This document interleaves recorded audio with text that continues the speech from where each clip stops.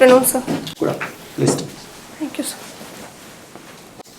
Comfortable हैं आप? Yes, sir. अपने बारे में बताइए आप। सर मेरा नाम सोनाली है। मैंने schooling Saint Paul school Begusarai से किया है। फिर मैंने ग्रेजुएशन बॉटनी ऑनर्स में जेडी विमेंस कॉलेज से किया है। उसके बाद मैंने पोस्ट ग्रेजुएशन एनवायरमेंटल साइंस से एएन कॉलेज में किया है। Very good. तो क्या आपने पढ़ा है एनवायरमेंटल साइंस में? सर एनवायरनमेंट के बारे में, पॉल्यूशन के बारे में, जो कन्वेंशंस होते हैं इसके बारे में। क्या होता क्या है ये एनवायरमेंट? सर एनवायरनमेंट जो हमारा हैबिटेट है और हमारी जो सराउंडिंग्स है, ये बेसिकली ये होता है एनवायरनमेंट है। Yes sir. तो अभी ये भी एक एनवायरनमेंट है? Yes sir. अच्छा, तो इसमें क्या क्या है जो इम्पोर्टेंट है कंपोनेंट्स? सर एनवायरनमेंट बायोटिक और एबायोटिक कंपोनेंट दोनों का बना होता है। मान लीजिए अगर एनवायरनमेंट है तो एनवायरनमेंटल डिग्रेडेशन अगर हम बोलते हैं, यस तो सर। इस सेटिंग को देख के बताइए कि कहाँ कहाँ पे डिग्रेडेशन पॉसिबल है, या क्या क्या होने के बाद आप बोलेंगे कि एनवायरनमेंटल डिग्रेडेशन है। इस सेटिंग में बताना, बुक्स में से नहीं, अभी इसको देख के। सर ये जो प्लास्टिक के इक्विपमेंट्स हैं, ये जो रिसाइकल नहीं होंगे वो डिग्रेडेशन का एक कारण बन सकता है। और सर सर ई वेस्ट जो हमारे नहीं, मोबाइल। अभी तो ये है एनवायरनमेंट का पार्ट है। डिग्रेडेशन कब होगा? मान लीजिए ये एनवायरनमेंट है, फिक्स है। Yes sir. अब मैं पूछ रहा हूँ कि इसका डिग्रेडेशन कब होगा, क्या करने से डिग्रेडेशन होगा? सर जब ये सामान हमारे यूज़ का नहीं हो, जब हम इसे वेस्ट बना एज अ वेस्ट कंसिडर कर दे तो इसका मतलब है कि अगर कोई भी ऐसा सामान है जिसका जब तक हम यूज़ कर रहे हैं तब तक वो डिग्रेडेशन नहीं है, अगर वो यूज़ ना करें और उसे फिर कहीं वाटर बॉडीज में या कहीं पे डंप कर दे तो फिर वो डिग्रेडेशन हो जाएगा। कर सकते। तो अगर वाटर बॉटल है मान लीजिए प्लास्टिक का, यस सर। अगर हम उसको यूज़ कर रहे हैं तो डिग्रेडेशन नहीं हो रहा है, और उसको अगर हमने किसी जगह पे रख दिया या ज़मीन के अंदर दबा दिया तो फिर वो डिग्रेडेशन हो जाएगा। ये कहना चाह रही हैं आप? Yes sir. यही है, यस। इसी को बोलते हैं environmental degradation. Not exactly sir. अच्छा, आप सोच नहीं पा रही हैं, कोई बात नहीं। अच्छा, वर्किंग एनवायरनमेंट, ये एक वर्ड भी बहुत पॉपुलर है। यस है सर। ना? वर्क कल्चर, वर्किंग एनवायरनमेंट, क्या होता है वर्किंग एनवायरनमेंट? सर आसपास का माहौल जहाँ हम लोग काम करते हैं वो वर्किंग एनवायरनमेंट बोला जाता है। तो एज ए क्योंकि आप सिविल सर्वेंट बनेंगी आज नहीं तो कल, यस। तो आप जो भी आपका नॉलेज है एनवायरमेंटल साइंस में आपने पढ़ा है रिगार्डिंग एनवायरनमेंट, यस। इस कॉन्सेप्ट को आप किस तरीके से यूज़ कर पाएंगी वर्किंग एनवायरनमेंट को बेटर बनाने के लिए? सर एनवायरनमेंट ये कंजर्वेशन से रिलेटेड चीज़ें मैं कर सकती हूँ। फिर एग्रीकल्चर में नहीं, वर्किंग एनवायरनमेंट को कैसे बेटर बनाएंगे आप, मैं ये कह रहा हूँ। सर सबसे अच्छा तो अफॉरेस्टेशन प्लान कर सकते हैं जो बिहार गवर्नमेंट का भी है उस ना वर्किंग एनवायरनमेंट क्या होता है? जो हम लोग काम करते हैं। हाँ, तो सर कुछ हैबिट्स है जो हम लोग अपने में डेवलप कर सकते हैं। जैसे खुद का कैरी बैग लेकर आना जाना, या फिर वाटर बॉटल्स खुद का कैरी करना ताकि दूसरा हमें नहीं लेना पड़े, क्योंकि वो अल्टीमेटली वेस्ट ही हो जाता है। सर ये छोटे छोटे चेंजेस और शिफ्ट करना प्लास्टिक को छोड़ के जूट बैग्स की तरफ। अच्छा, ये बताएं कि जो एनवायरनमेंट को प्रोटेक्ट करना है, ये तो एक आज के डेट में ऑब्जेक्टिव है ना, या गोल है, जो भी बोले आप, कंजर्वेशन है, जो भी है, और दूसरे साइड में ग्रोथ भी इम्पोर्टेंट है। Yes sir. है ना? अब दोनों में से एक को अगर चूज़ करना पड़े, ग्रोथ वर्सेस एनवायरनमेंट का अगर डिबेट है, मान लीजिए दोनों में से एक साइड आपको लेना है, तो considering the conditions that we are in right now, growth भी एसेंशियल है लोगों के लिए, क्योंकि बिना ग्रोथ का लोगों को ये जो एम्प्लॉयमेंट जनरेशन पॉसिबल नहीं है, पॉवर्टी, अनएम्प्लॉयमेंट, हंगर का जो इश्यूज़ है वो प्रॉब्लम रहेगा, हमेशा के लिए रहेगा अगर ग्रोथ नहीं कर पाएंगे तो। On the other hand climate change एक इशू है, एनवायरमेंटल डिग्रेडेशन, एनवायरमेंटल का जो प्रॉब्लम है वो भी एक बहुत बड़ा प्रॉब्लम है। दोनों में से एक को पिक करना है, आप दोनों में से किस चीज़ को पिक करेंगे? सर ऐसे अचानक से कुछ चेंज नहीं करना है। सस्टेनेबल डेवलपमेंट का जो गोल है उसके तहत धीरे धीरे चेंजेस कर सकते हैं, लोगों में अवेयरनेस क्रिएट कर सकते हैं और धीरे धीरे फेज आउट कर सकते हैं जो भी चीज़ें हार्मफुल है उसे। तो ये जैसे आपने सस्टेनेबल डेवलपमेंट का बात किया है, तो क्या इस टाइप का कोई प्रोग्राम कोई कुछ चल रहा है आज के डेट में? Yes sir, sustainable development goals हैं। गोल्स हैं, अच्छा अच्छा। उसमें कितने हैं, मतलब टोटल गोल्स? 17 गोल्स हैं सर। 17 हैं। तो उसमें से टॉप 3 गोल्स क्या क्या है?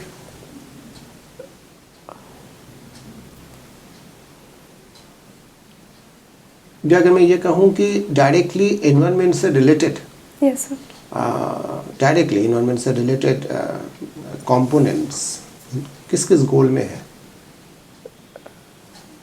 सर एग्जैक्टली मुझे गोल्स याद नहीं है, लेकिन सर एक एक्वेटिक लाइफ के लिए है, लाइफ अबव क्रस्ट, ये सब है। एमिशंस से रिलेटेड है, लेकिन आपको एग्जैक्टली गोल नंबर मुझे याद कब तक हमें ये अचीव करना है ये SDG goal? Sir 2030।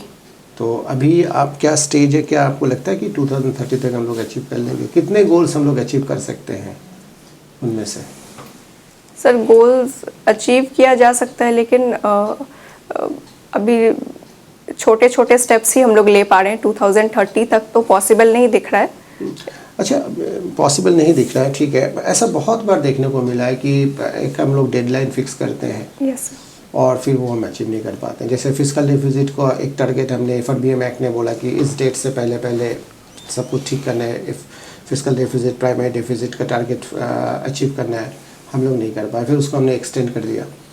Most of the cases में ये देखा गया है। तो ये फ़ायदा क्या है इस टाइप के गोल उसको डेडलाइन फिक्स करने का?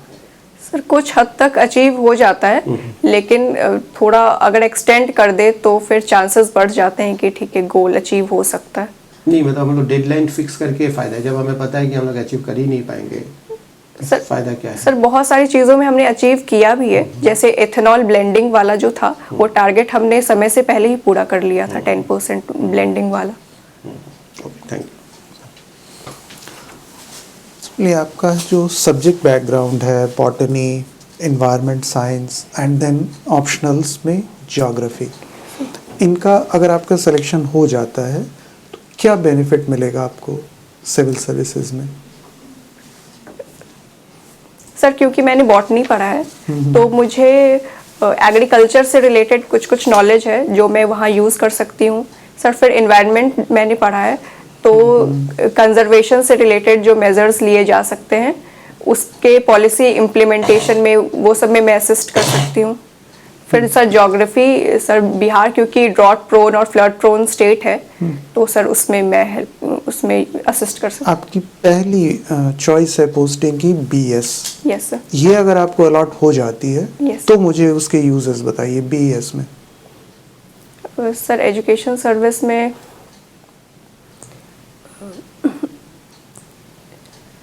सर ये क्योंकि डाइवर्स सब्जेक्ट है।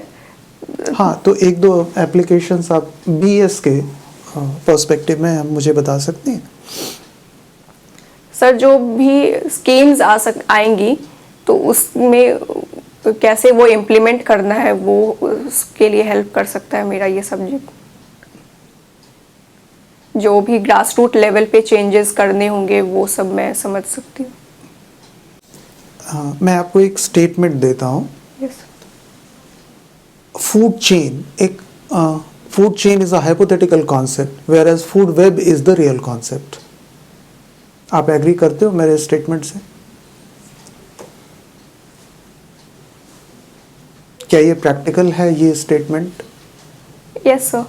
ये प्रैक्टिकल है? यस। कैसे? सर क्योंकि फूड बहुत सारे फूड चेन्स मिलके ही फूड वेब बनते हैं तो ठीक है, बहुत सारे सर, है ना, बहुत सारे फूड चेन्स मिलके फूड वेब बनाते हैं। Yes. बट फूड चेन को हाइपोथेटिकल क्यों कहते हैं और फूड वेब को रियल कॉन्सेप्ट कहते हैं, ऐसा क्यों है? सर इसका एक रीज़न ये हो सकता है क्योंकि अभी बहुत सारे स्पीसीज जो हैं वो वल्नरेबल हो जाते हैं, फिर एक्सटेंट हो जाते हैं, जिसके कारण हमारा जो फूड चेन है वो कहीं ना कहीं डिस्टर्ब हो जाता है। चलिए ठीक है, और कुछ? थोड़ा सा सोच के इस स्टेटमेंट पे आप बताएंगे क्यों फूड वेब ही रियल कॉन्सेप्ट है और फूड चेन हाइपोथेटिकल कॉन्सेप्ट है। आपने पढ़ा है कहीं इस बारे में? No sir. Ecological pyramids, Yes. ये कॉन्सेप्ट हमें किसने दिया सर नेम मुझे याद नहीं है, है सॉरी ना? सर। और इसीलिए इसका एक दूसरा ऑल्टरनेट नेम भी है इकोलॉजिकल पिरामिड्स को। यस क्या है वो? कितने तरह के होते हैं इकोलॉजिकल पिरामिड्स नॉर्मली? सर मैं भूल रही हूँ, सॉरी सर। पोल्यूशन के बारे में आपने अभी बात की थी। यस मुझे आप बता सकते हैं मेजर टाइप्स ऑफ पोल्यूटेंट कौन कौन से हो सकते हैं? Types of pollutants. Particulate matter ठीक, सर। फिर पार्टिकुलेट मैटर, तो पार्टिकुलेट मैटर को हम कह सकते हैं सॉलिड्स। सॉलिड्स। तो एक आया टाइप हमारा सॉलिड्स। Yes sir. इसके बाद सर प्लास्टिक्स वो भी सॉलिड है, वो भी सॉलिड है, वो सारा सॉलिड में आ जाएगा। पीएम्स, प्लास्टिक्स, मेटल्स, ये सारे सॉलिड्स हैं, तो वो सॉलिड टाइप में आ जाएंगे। अदर देन सॉलिड्स पोल्यूटेंट्स के टाइप क्या हो सकते हैं? लिक्विड। लिक्विड्स। कोई एग्जांपल लिक्विड पोल्यूटेंट का आप दे सकते हो? मर्क्यूरी। जब ठीक है, नेक्स्ट टाइप। सर गैस में बहुत कार्बन मोनोऑक्साइड, सल्फर यानी डाइऑक्साइड। जो स्टेट्स ऑफ मैटर हैं सॉलिड, लिक्विड एंड गैसेस, ये पोल्यूटेंट की तरह बिहेव करते हैं। Yes sir. Other than the states of matter भी पोल्यूटेंट हो सकते हैं, पोल्यूटेंट की टाइप। Yes sir. जैसे सर एंथ्रोपोजेनिक कारण हो सकते हैं इसके। नहीं, कारण नहीं, यहाँ तो टाइप्स ऑफ पोल्यूटेंट जैसे solid, liquid, gases. Yes other than these states of matter भी कोई पॉल्यूशन, कोई पोल्यूटेंट है, हो सकता है, जो कि सॉलिड नहीं है, लिक्विड नहीं है, गैस भी नहीं है, बट पॉल्यूटेंट है। Noise pollution. नॉइज क्या है साइंटिफिकली? साइंटिफिकली अगर हम देखें Wave तो है। वेव है ना, Yes. It's a form of wave, Wave. So it can be noise. Yes. और भी इस तरह का कोई example? Radio active pollution. Radiation है ना। Yes. और एक नया कॉन्सेप्ट भी इसमें जुड़ गया है अदर टाइप्स ऑफ पोल्यूटेंट में। आपको अवेयरनेस है इसके बारे में? No sir. अच्छा अच्छा, ठीक है। आपने कन्वेंशंस की बात की अभी, तो रिसेंटली हमने COP28 कंप्लीट हुआ है अभी। क्या है ये COP28 क्या है? सर कॉन्फ्रेंस ऑफ पार्टीज, ये सर रियो अर्थ समिट 1992 में हुआ था। वहाँ पे डिसाइड किया गया था कि ये हर साल कॉन्फ्रेंस ऑफ पार्टीज जो है ये मिलेंगी और एनवायरनमेंट से रिलेटेड जो भी कंसर्न्स है उसके बारे में डिस्कस किया जाएगा। और तो जो भी ये COP हम उसी रियो अर्थ समिट का COP मनाते हैं। COP तो आप समझती होंगी ना, conference Yes, of sir. Parties. ये किसी एक कॉन्वेंशन के लिए होता है। Yes sir, United Nations framework on climate change, United Nations framework convention on climate change. UNFCCC का। Yes, sir. ठीक है, ये आया था। अब आप मुझे COP28 के मेजर आउटकम्स के बारे में बताएंगे? Yes sir. सर इसमें ये एक क्लाइमेट के लिए फंड जो है डेवलपिंग कंट्रीज़ के थ्रू, इसके बारे में बताया गया है। फिर सर मीथेन फेज आउट के लिए कुछ प्रोविजंस किए हैं। इंडिया हालांकि उसे अपोज किया था। फिर सर रिन्यूएबल एनर्जी की तरफ शिफ्ट, और फिर सर इसमें ग्लोबल स्टॉक टेक के बारे में भी कुछ चीज़ें थी। अच्छा, जो फंड की आप बात कर रही हैं उस फंड का क्या नाम है? सॉरी सर, याद नहीं। डेजर्टिफिकेशन क्या है? सर डेजर्टिफिकेशन बेसिकली जब डिफॉरेस्टेशन होता है तो सर उसके कारण डेजर्टिफिकेशन होता है। फिर लैंड डिग्रेडेशन क्या है, या दोनों एक ही है? नहीं सर, दोनों डिफरेंट है। ज्योग्राफी आपका सब्जेक्ट रहा है ना? यस। आप मुझे बताओ, what is difference between land degradation and desertification? Where is the actual difference? Sir desertification एक लॉन्ग टर्म प्रोसेस है, वेयर एज लैंड डिग्रेडेशन जो है ये ये एंथ्रोपोजेनिक ज़्यादा है, क्योंकि अफॉरेस्टेशन इसका एक रीज़न है, फिर पॉल्यूशन एक रीज़न है। ओके, यानी डेजर्टिफिकेशन एक लॉन्ग टर्म प्रोसेस है। Yes. कोई कॉन्वेंशन है जो डेजर्टिफिकेशन को एड्रेस करता है?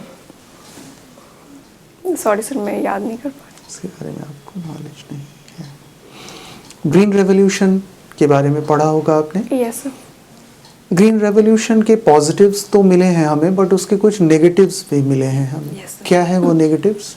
सर नेगेटिव्स, सर जो सॉइल फर्टिलिटी है उसमें अब देखा जा रहा है कि कहीं ना कहीं कमी आई है, क्योंकि बहुत ज़्यादा उसमें केमिकल फर्टिलाइजर्स यूज़ कर दिए गए थे। यानी अगेन ये लैंड डिग्रेडेशन का एक केस है। Yes, sir. ठीक है, और क्या नेगेटिव्स हैं? सर इसमें मेजरली जो है वीट और राइस पे फोकस किया गया था, मिलेट्स पे फोकस नहीं किया गया था। सर ये अच्छा, ठीक है, और भी कुछ है? बिकॉज अब हम नेक्स्ट जनरेशन ग्रीन रेवोल्यूशन की बात कर रहे हैं। Yes. और कहीं कहीं पे हमने उसे स्टार्ट भी किया है। Yes. है ना? तो और क्या डिमेरिट्स थे इसके फर्स्ट जनरेशन ग्रीन रेवोल्यूशन के? सर इसमें हमने ऑर्गेनिक फार्मिंग पे फोकस नहीं किया था। और भी कुछ था? वर्ल्ड में सबसे ज़्यादा ग्राउंड वाटर का एक्सट्रैक्शन कौन सी कंट्री करती है? Sorry sir. तो क्या ग्रीन रेवोल्यूशन के साथ ग्राउंड वाटर का कोई कनेक्शन है? क्या है? सर ग्राउंड वाटर डिप्लीशन होता है, जो एक्वेफर्स हैं उसमें वो कई बार आउट ऑफ वाटर हो जा रहे हैं। सर, हॉबीज आपने दिया है birds feeding. Yes sir. Birds की क्या परिभाषा है? सर बर्ड्स एवियन स्पीसीज हैं जो ये बेसिकली इकोलॉजिकल बैलेंस बनाने में हेल्प करती है। ये हम बर्ड की परिभाषा पूछ रहे हैं। बर्ड्स किसको कहेंगे? सर उड़ने वाले स्पीसीज। बहुत चीज़ उड़ता है, यस ग्रास हॉपर्स भी उड़ता है। यस सर, ये एवियन स्पीसीज है। वो तो ठीक है, परिभाषा क्या है बर्ड्स का? किसको बर्ड्स बोलेंगे? Egg laying species. एक लेंगे तो क्रोकोडाइल भी करता है, बर्ड हो गया। No sir. तो फिर सांप भी एग लेइंग करता है।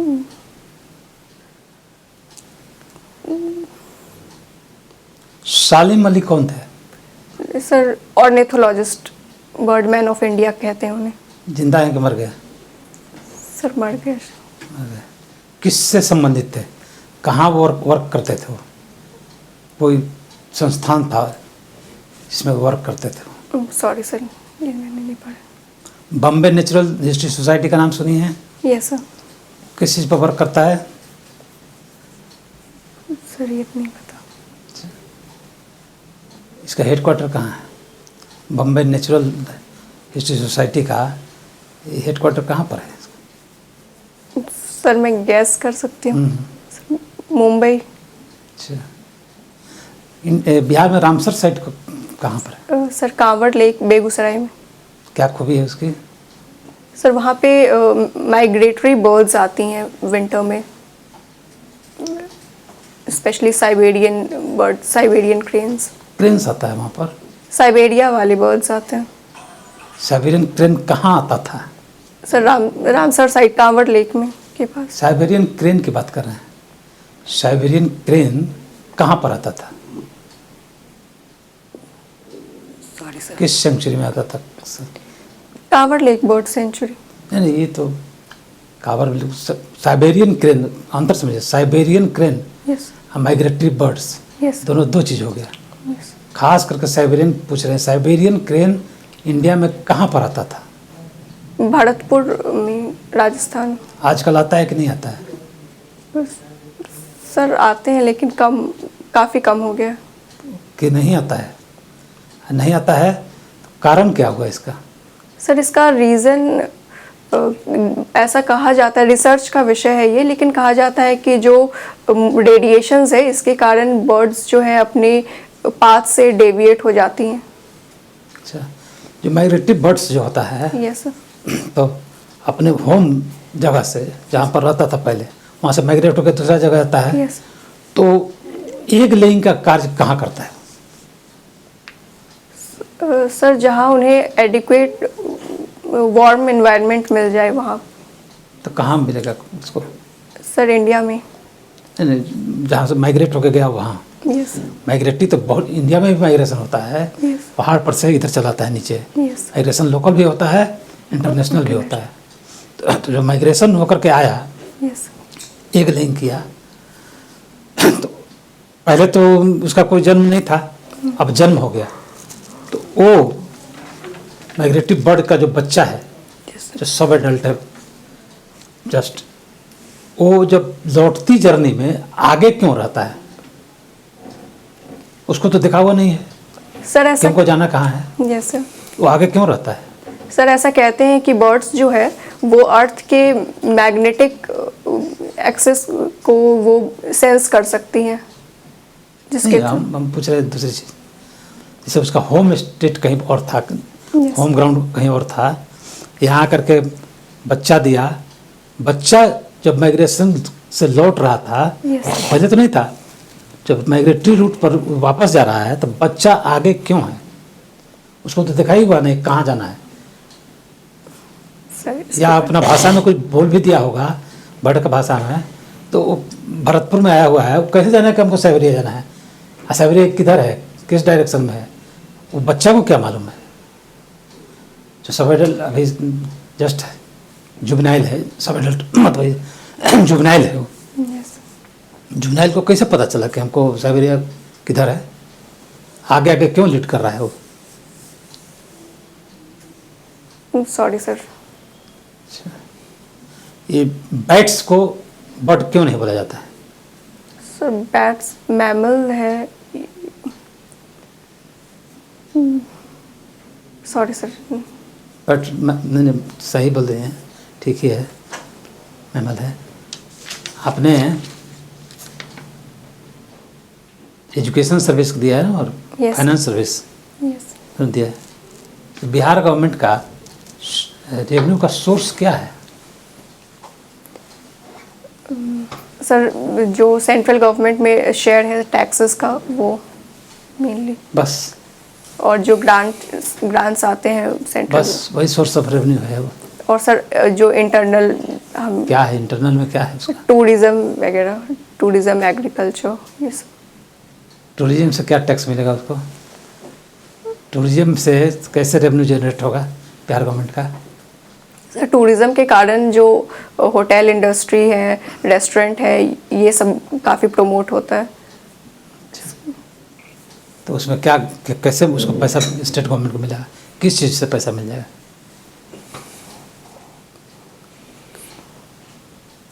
मान लीजिए कि होटल में कोई रुका, यस तो स्टेट गवर्नमेंट को उससे क्या मिलेगा? सर वो टैक्सेस लेती हैं, कौन सा टैक्स? जीएसटी। जीएसटी स्टेट लेता है, सेंट्रल सेंट्रल गवर्नमेंट लेती है। फिर स्टेट गवर्नमेंट क्या कैसे देगा? स्टेट गवर्नमेंट के रेवेन्यू में कैसे वृद्धि होगा टूरिस्ट से? सॉरी सर मैं नहीं सोच पा रही। टिकट वगैरह लगाता होगा ना, यस जैसे मान लिया कि सफारी पार्क है, नेशनल पार्क है, एंट्री का Yes, फीस होता yes, होगा ना इस तरह yes. का। अच्छा, ये म्यूचुअलिज्म Yes. और सिम्बायोसिस दोनों में क्या अंतर है? सर सिम्बायोटिक रिलेशन जो है ये जैसे लाइकेन है, एल्गी और फंजाई के सिम्बायोसिस से बनता है। इसमें जो दोनों ऑर्गेनिज्म एक दूसरे के को हेल्प करते हैं। फंजाई जो है ये उन्हें न्यूट्रिशन प्रोवाइड करता है और एल्गी जो है वो उसे खाना देता मंकी है। यस पेड़ पर है, यस नीचे हिरन है। यस मंकी फल वगैरह खाता है, यस पत्ता उत्ता भी टूट के नीचे गिरता है ज़मीन पर, उसको हिरन खा रहा है। यस ये कौन सा रिलेशन बता रहा है? सर ये म्यूचुअलिज्म है। क्या कैसे? सर म्यूचुअलिज्म में क्या होता है, सिम्बायोसिस में क्या होता है? दोनों का अंतर करके बताइए कि इसमें क्या हो रहा है?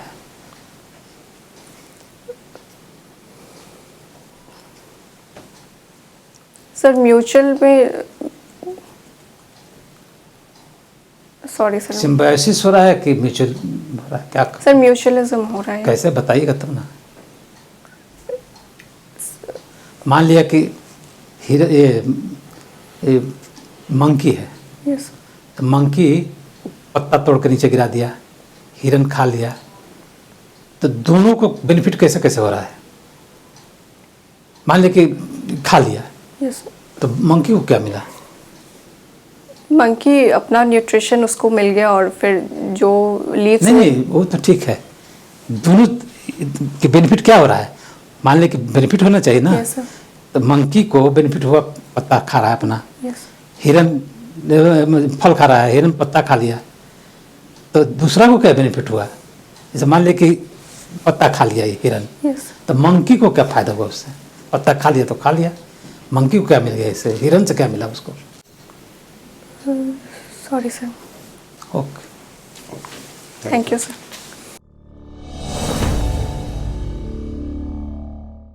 आपका तो 10 तारीख है यस सर। है ना। देखिए आपका तो डैफ जो है ना, ये आपका ये जो जोन है, बोटनी, एनवायरमेंटल साइंस, ज्योग्राफी, एक बहुत ही नेचुरल कनेक्शन यस है ना। मतलब एक ही चीज़ का अलग अलग डायमेंशन है ना। तो you should prepare this area properly, particularly environmental science में जो कुछ भी अभी जितना फोकस है ना, एनवायरनमेंट से रिलेटेड जो भी इश्यूज है, जो भी प्लान प्रोग्राम जैसे SDG वगैरह जो भी है ना। Yes. और आपका हॉबी भी इसी से लिंक्ड है। यस मुझे लगता है कि आपका हॉबी एनवायरमेंटल साइंस, बॉटनी और ज्योग्राफी, ऑप्शनल से लेकर ग्रेजुएशन, PG, हॉबी सब मिला के ऑप्शनल एक ही एरिया में आपका इंटरव्यू रहेगा, है ना। मतलब आप ही ने दिया है डैफ भर के उनको, यस तो you should prepare them properly, है ना। बहुत अच्छी तरीके से प्रिपरेशन चाहिए इसमें, ठीक है। ओवरऑल ठीक है, ऐसा नहीं है कि something alarming, you are a very good candidate, है ना। तो और बेसिक्स, जो बेसिक्स को ठीक से पढ़ लेना, एकदम बेसिक्स, जैसे एनवायरनमेंट क्या है, बॉटनी में जो भी आपने पढ़ा है उसका जो एकदम फंडामेंटल चीज़ें जो है ना, उसको फोकस करना, ठीक है। Yes sir. कुछ और चीज़ है जैसे ज्योग्राफी, एनवायरनमेंट, इन सब की जो करंट अफेयर्स चल रहे हैं ना, जैसे COP28 एक करंट अफेयर्स था, वहाँ पे थोड़ा सा और क्लैरिटी चाहिए था। इस तरह के और भी कुछ अगर आपको करंट वाले इश्यूज मिले, उसको अच्छे से पढ़ लेना, है ना। और एक क्वेश्चन मैंने फूड चेन और फूड वेब वाला जो किया था, बहुत बेसिक है वो देख लेना, है ना। और जितने भी फैक्चुअल क्वेश्चन होते हैं ना, जैसे ग्रीन रेवोल्यूशन वाले में आपने ठीक ठाक हैंडल किया, तो फैक्चुअल क्वेश्चन में तो अगर पढ़ा हुआ है तो आप यस बोलोगी, नहीं पढ़ा हुआ है तो सॉरी बोलोगी, है ना। तो जो नहीं आ रहा है उसके लिए एकदम सॉरी बोल देना है, ठीक है, वहाँ पे। बट एक जो क्वेश्चन था कि सब्जेक्ट का यूज़ एडमिनिस्ट्रेशन में, वहाँ पे थोड़ा सा आपकी और थिंकिंग एक्सपेक्टेड थी। जैसे आपने बोला ना, स्कीम्स आएंगी उसको इम्प्लीमेंट करेंगे, ऐसा उसको आपको कनेक्ट करना पड़ेगा इन्वायरमेंट से। जैसे हम लोग बच्चों को नेचर के लिए सेंसिटिव बना सकते हैं, उनके वैल्यूज़ के बारे में बता सकते हैं, जो डिग्रेडेशन है उसके बारे में बता सकते हैं, इन्वायरमेंट के वैल्यूज़ के बारे में बता सकते हैं। चूँकि बिहार एजुकेशन सर्विस है आपका, तो ऐसा कुछ आप अगर लिंक करके बोलते तो आपका आंसर का स्टैंडर्ड बढ़ जाता है। तो यहाँ पे थोड़ा सा वर्क करना, rest everything is good. Okay, all the best. Thank you sir.